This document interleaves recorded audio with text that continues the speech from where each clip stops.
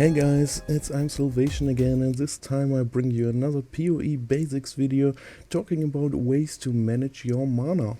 The first one is the most obvious, it's mana regeneration. If you regenerate more mana than you use for your skills, you have managed your mana. Congratulations. So, how do we achieve that? There are some useful clusters for mana regeneration on the skill tree, like Deep Swords, Shaper or Quick Recovery. Then there's the Witch starting nodes, and you can also get a lot of mana regeneration on your jewelry. We also have Aura that provides additional mana regeneration, and that is Clarity. Every class has a base stat of 1.75% of mana regenerated per second, and all your passives in the skill tree and the stats on your gear will affect the stat. That also means that getting a higher total mana pool will also increase your mana regeneration, at least your mana regeneration per second, and that's what counts for the mana regeneration after all. The good thing about mana regeneration is that you don't have to care about it if you have it. You can just cast away or attack away, and your mana will never run out without you doing anything. The downside is that it requires a pretty high investment to get high mana regeneration. And then there's also the map mods, and one of the most popular map mods is No Regen, because it provides pack size and has little downside if you don't rely on regeneration. So you want to be able to run this map mod, and this is why mana regeneration isn't as widely used as you would expect it. So let's talk about the most popular way to manage mana in the current meta, and that is Mana Leech. It is so popular because it requires very little investment and can be completely achieved on the skill tree with 1 or 2 points. Obviously there may be some travel nodes needed, but the total investment is still pretty low for most builds. There are several clusters around the tree that can provide Mana Leech, but one of the most popular ones is the Spirit Void Vitality Void cluster.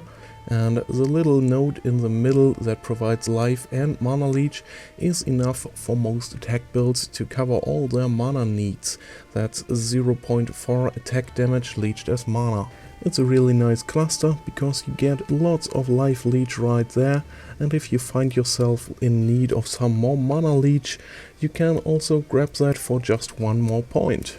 You should be aware that this is attack damage leeched as mana. That means it does not work for spells, it only works if you attack with a weapon.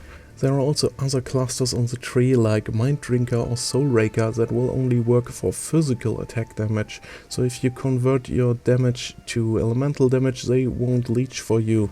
They also only work for attacks, so if you're a spellcaster you are out of luck and have to find some other way to leech. The same thing applies to the mods you can roll on amulets and rings. They only work for physical attack damage, so be aware of that. In fact, there is no way to get Mana Leech as a spellcaster from the skill tree.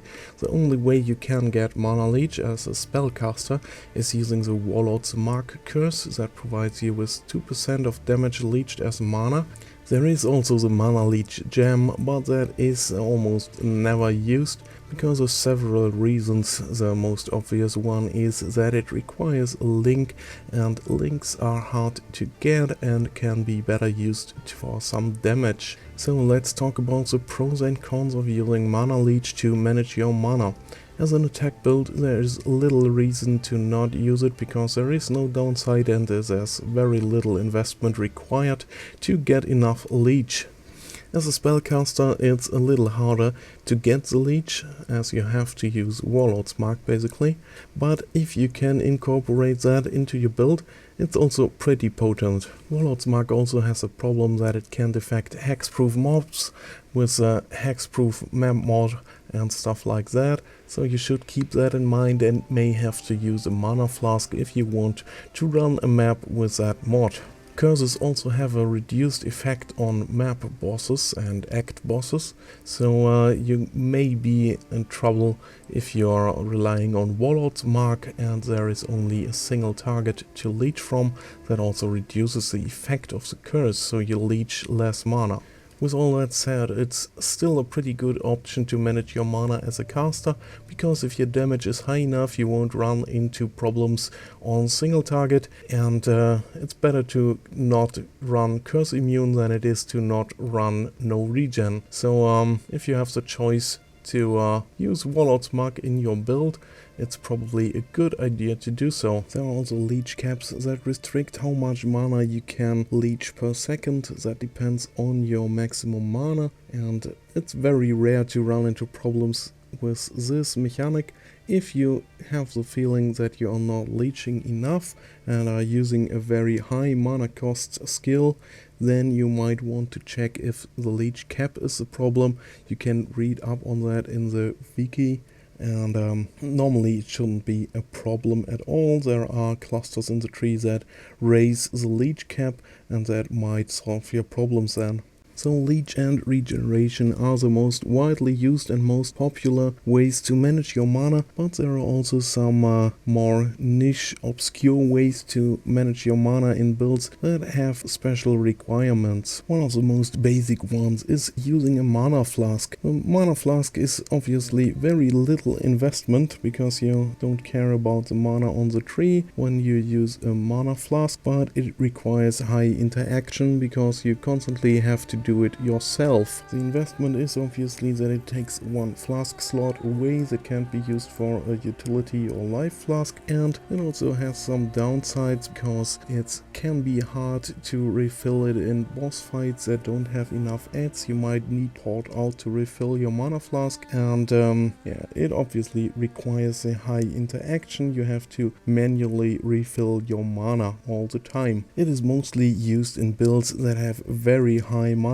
cost and no means to leech, like trap or mine builds. You also should keep in mind that a flask will stop refilling your mana once you reach your maximum mana, so you need to have a decently high open mana pool that is not reserved for auras. Another option for builds that have very high mana costs and can leech is Eldritch Battery. Eldritch Battery turns your energy shield into mana, or uses your energy shield cast spells with. Obviously this is only an option if you are a life build. As CI build or as a low life build, this is not an option at all. It also allows you to reserve 100% of your mana pool for auras, because your energy shield won't be reserved, it will just be over the mana pool, and you can reserve 100% of your mana and still cast spells. It also works in no regeneration maps, because energy shield recharge will still work in those maps. You also have a very high pool, but you also will need that pool because you need to wait a little bit before it starts to recharge. This option is mostly used by very high mana cost builds like traps, mines and totems, and all these builds also don't need cast all the time and can wait for the recharge if they have to. It can also be used in combination with Zealot's Oath to regenerate on your energy shield, or even with Ghost Reaver to leech on your energy shield. This was done in some cases when it was combined with Mind Over Matter. For some builds it's also an option to reduce your mana cost to 0. This is achieved with reduced mana cost in the skill tree like Righteous Decree or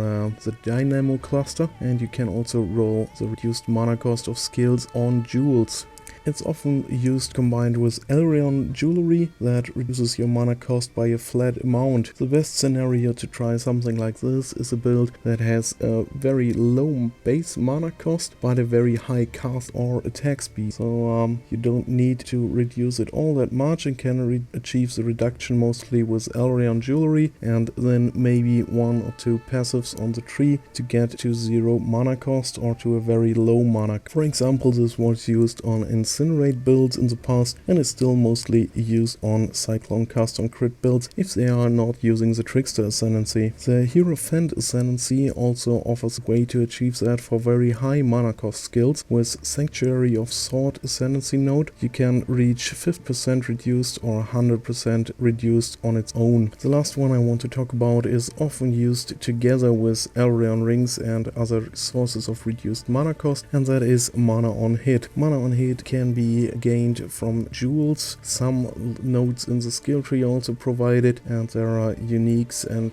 other items that have Mana on Hit stats, and there's also Poacher's Mark as a curse to get mana and life on hit. There is also the Gemini Claw that provides a high amount of mana on hit as an implicit. It is mostly used in cast on crit builds or in elemental attack builds, or at least it was used in elemental attack builds before the nodes were changed to attack damage leech, before the nodes on the tree all were physical damage leech. So today most of the elemental attack builds also go the leech route and not longer the mana on hit route. But if you're somehow doing an elemental attack build that can't reach the leech nodes, you still might have this as an option.